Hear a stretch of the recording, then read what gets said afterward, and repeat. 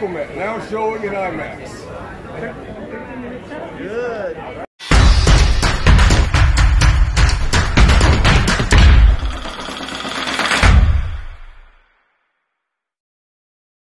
So yun mga kasine, isang pagpalang araw po sa inyong lahat. So for today's video po ay ini-invite ko po kayo na panoorin po ang pelikulang Aquaman.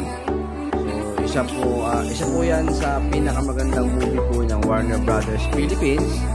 So yan po mga kasine, ito na po yung huling pelikula ng English movie po this year.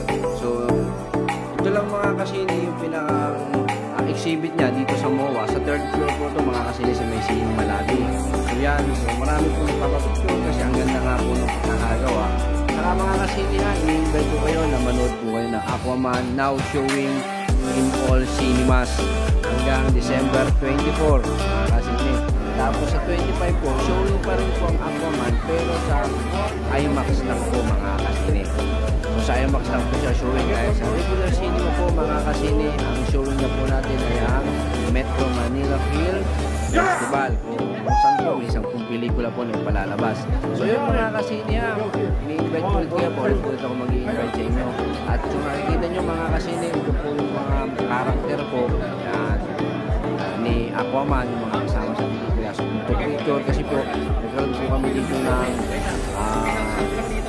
premiere night dito po sa MOA, sa IMAX po yan mga kasine. So nagkaroon ng kaunting pagkain, kaunting chicha. So kaya mga kasine, magandang pelikula to, pang pamilya po to, rated PG po to mga kasine.